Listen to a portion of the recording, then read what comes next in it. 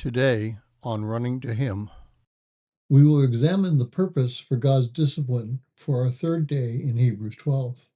Today we will read Hebrews 12, verses 4 through 11, and actually concentrate on verses 4 through 11. Hebrews 12, 4 through 11 says, "You have not yet resisted to the point of shedding blood in your striving against sin, and you have forgotten the exhortation which is addressed to you as sons. My son, do not regard the discipline of the Lord, or faint when you are reproved by him. For those who the Lord loves, he disciplines, and he scourges every son whom he receives.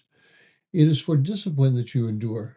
God deals with you as sons. For what son is there that a father does not discipline? But if you are without discipline, of which of you all become partakers, then you are illegitimate children and not sons.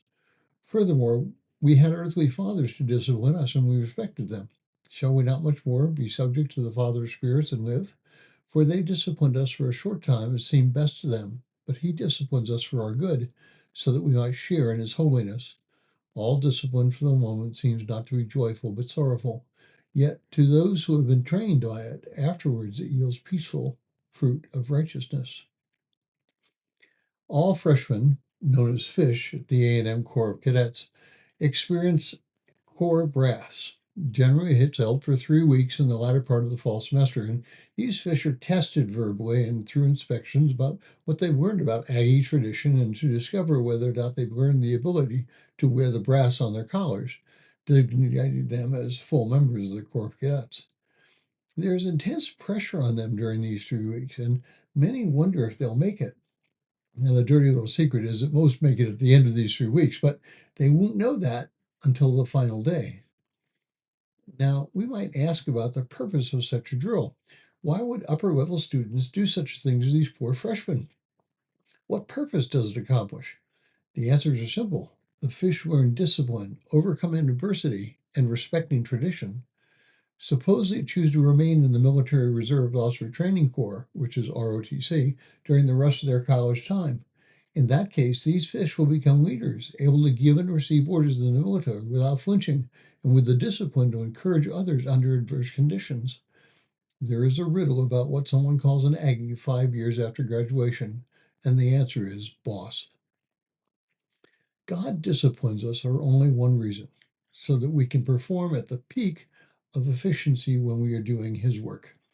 When we begin our journey with God, we do not understand what God will do in our lives. The further we walk with God, the more experiences we accumulate, and the more adept we become as we face the enemy. We become more aware of our need for God. Paul writes in 2 Corinthians chapter 12, verses 7 through 10, "Because of the surpassing greatness of the revelations, for this reason, to keep me from exalting myself, there was given me a thorn of flesh, a messenger of Satan, to torment me, to keep me from exalting myself.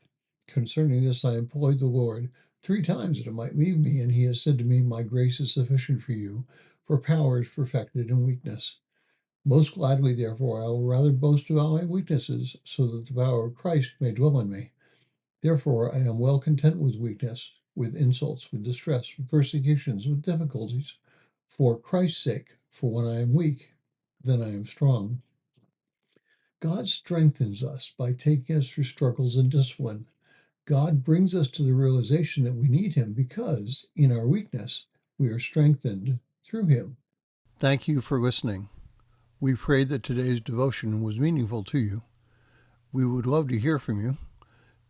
You can use either Facebook or YouTube to like, subscribe, share, and tell others about us. If you would like to contact us, you can reach me at phineasjacobus@runningtohim.net.